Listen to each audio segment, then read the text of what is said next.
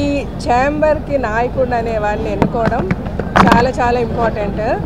జెన్యున్గా నేను కూడా ఇంతకుముందు ఎలక్షన్స్ అప్పుడు అంత ఎప్పుడు కాన్సన్ట్రేట్ చేయలేదు. సర్లే ఎవరు మనకి చెప్తే ఓకే మనం వెళ్దాం ఓటేసేద్దాం కదా, వాళ్ళు కదా కూర్చుంటారు పని చేస్తారని చేసేసిన సందర్భాలు చాలా ఉన్నాయి. ఇప్పుడు టైం ఎంత అయింది? 11:42 అయింది. ఇంకా 3 o'clock వరకు ఓటింగ్ ఉందంట.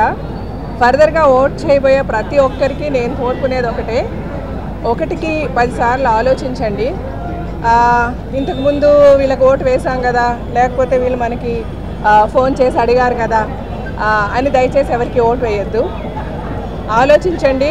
ఈరోజు మన industry, film industry especially after Covid చాలా చాలా ప్రాబ్లమ్స్ ఫేస్ చేస్తుంది. ఎస్పెషల్లీ చిన్న ప్రొడ్యూసర్స్కి చాలా అవసరాలు ఉన్నాయి. ఇన్ఫ్యాక్ట్ టోటల్గా ఫిల్మ్ ఇండస్ట్రీ, నేను ఒక సెంట్రల్ సెన్సార్ బోర్డ్ మెంబర్ని. నేను సింపుల్గా ఒక చిన్న ఎగ్జాంపుల్ చెప్తున్నాను. సెన్సార్లోనే చాలా ఇష్యూస్ ఉన్నాయండి. ప్రొడ్యూసర్స్ చాలా సఫర్ అవుతున్నారు, ఈవెన్ సెన్సార్కి సంబంధించి కూడా. మొన్న రిలీజ్ అయిన హిడింబా మూవీ కూడా నా దగ్గరికి రివైజింగ్కి వస్తే, అది యాక్చువల్గా మూవీని రిజెక్ట్ చేస్తే మేము సెన్సార్ చేసాము ఆర్సీలో. సో మన ప్రొడ్యూసర్స్ని కానీ మన ఇండస్ట్రీని కానీ సెన్సార్ విషయంలో కూడా చాలా ఎడ్యుకేట్ చేయాల్సి ఉంది. సో ఇలాగ ఎన్నో చాలా ఇంపార్టెంట్ ఇష్యూస్ ఉన్నాయండి. అవి బేసికల్గా బేసిక్ థింగ్స్ కూడా అడ్రస్ చేయడం లేదు.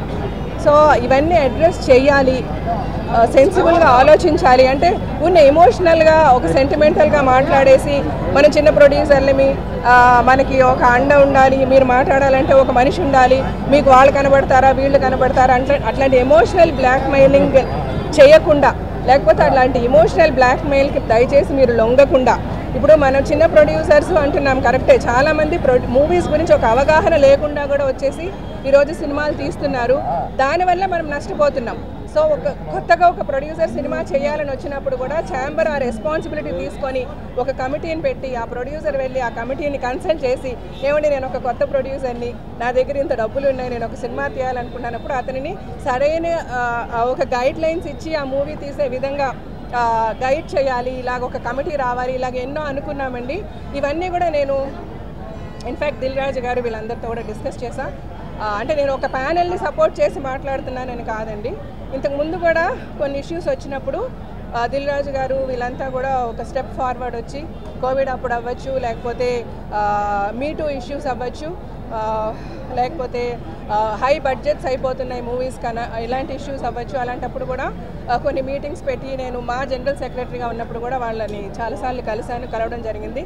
నాకు 110% ఒక ప్యానెల్కి ఫుల్ ఫ్లెజ్డ్గా పవర్ ఇస్తే డెఫినెట్గా ఏదైనా చేయడానికి ఒక అవకాశం ఉంటుందండి.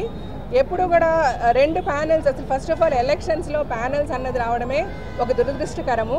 మనదున్నది ఒక చిన్న ఇండస్ట్రీ, ఇందులో నెంబర్ ఆఫ్ పీపుల్ కూడా చాలా తక్కువ మంది, జస్ట్ థౌజండ్స్లో ఓట్స్ ఉండే మనము కూడా ఒక మంచిగా మాట్లాడుకొని ఒక ఫ్రెండ్లీ అట్మాస్ఫియర్ క్రియేట్ చేసుకొని, ఓకే మనకున్న కష్టాలు ఇవి, నష్టాలు ఇవి, వీటన్నిటికీ వచ్చి మనము రిప్రజెంటేటివ్గా అన్ని సెక్టార్స్ నుంచి ఈ మనుషుల్ని అంటే who can actively work, selfishness లేకుండా యాక్టివ్గా వర్క్ చేసే మెంబర్స్ని పిక్ చేసి ఒక కమిటీస్ ఒక బాడీని ఫామ్ చేస్తే బాగుండేది. బట్ అది ఈవెన్ మా ఎలక్షన్లో కూడా జరగలేదండి. సో ఇప్పుడు ఈరోజు ఛాంబర్లో కూడా అది జరగడం లేదు, ఆర్ మొన్న ప్రొడ్యూసర్స్ కౌన్సిల్ ఎలక్షన్లో ఎప్పుడు కూడా జరగడం లేదు. ఫ్యూచర్లో అలాంటి ఒక హెల్దీ అట్మాస్ఫియర్ రావాలని ఆ దేవుణ్ణి ప్రార్థిస్తూ, ఇప్పుడు మీరు వేసే ఓటు చాలా ఇంపార్టెంట్. అంటే మనం ఒక నాయకుడిని ఎన్నుకునేటప్పుడు ఆ నాయకుడికి అంటే ఎక్కడికి వెళ్ళినా ఎవరితోనైనా మాట్లాడగలిగే ఒక యాక్సెస్ ఉండి, ఒక స్ట్రేచర్ ఉంటే కనుక, ఆల్సో ఆయనకి సపోర్ట్ చేసే ఒక కమిటీ ఉంటే డెఫినెట్గా మంచి చేసే అవకాశం ఉంటుందండి. ఒక స్టెప్ డెవలప్మెంట్ వెళ్ళే ఆస్కారం ఉంటుంది. ఇప్పటి వరకు మనం ఆలోచిస్తే, నేను ఇండస్ట్రీకి వచ్చినప్పటి నుంచి, నేను ఓటింగ్కి మొదలుపెట్టినప్పటి నుంచి కూడా నాకైతే పెద్ద మార్పులు ఏమీ కనబడలేదు.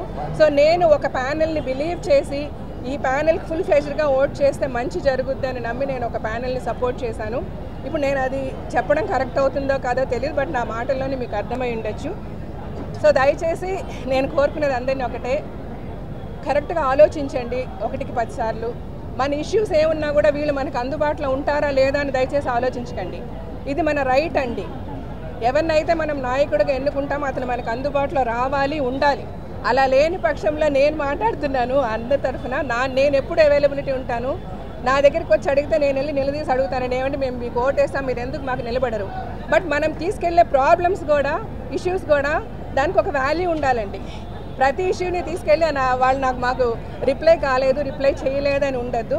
సో మనము సెన్సిబుల్గా ఉందాము, మనము ఎడ్యుకేటెడ్గా ఉందాము, మనము కరెక్ట్గా మనకి ఏం కావాలని నిర్ణయించుకొని మనకు కావాల్సిందే వెళ్ళి అడిగినప్పుడు మనం ఓటు వేసిన ప్రతి ఒక్కరు మనకి ఆన్సరబుల్ అండి.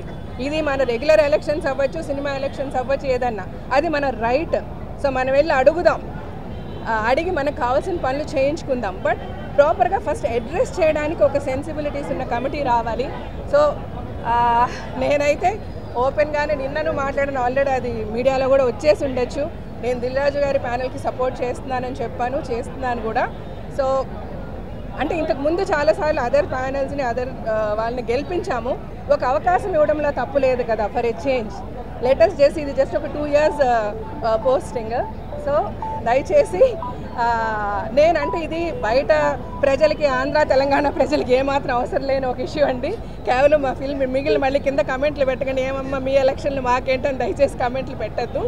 ఇది మా ఇండస్ట్రీ వాళ్ళ గురించే నేను చెప్తున్నాను, కేవలం అండర్లైన్ చేస్తున్నానండి, మా ఫిల్మ్ ఇండస్ట్రీ వాళ్ళ గురించే. సో నేనైతే దిల్ రాజు గారి ప్యానెల్ని సపోర్ట్ చేశా. ఫర్దర్గా ఓట్ చేయడానికంటే 3:30 గంటల వరకు మనకి టైం ఉంది ఆలోచించుకోవడానికి ఓటింగ్. దయచేసి ఆలోచించండి. ఆల్రెడీ మనం ఓట్ చేసాం కదా, లేకపోతే ఈరోజు వాళ్ళు మనతో మంచిగా మాట్లాడారు కదా, అరే మనం చిన్న ప్రొడ్యూసర్లమి, మనకి న్యాయం అది వద్దండి. మనకి న్యాయం జరగాలి, జరిపించుకోవాలి. మనకి న్యాయం జరుగుతుందని చెప్పిన వాళ్ళకి ఓటు వేసే కంటే మనకి మంచి ఎవరు చేయగలరు, ఎవరికి ఆ స్టేటస్ ఉంది అని ఓటు వేసి వాళ్ళ దగ్గర వెళ్ళి వాళ్ళ ముందు నిలబడి మనకు కావాల్సిన పనులు అయితే మనం చేయించుకోవచ్చు. అందుకు నేను కూడా 100% మీ అందరి సైడ్ నిలబడతానని ఫిల్మ్ ఇండస్ట్రీకి చెప్తూ సెలవు తీసుకుంటాను. Thank you so much.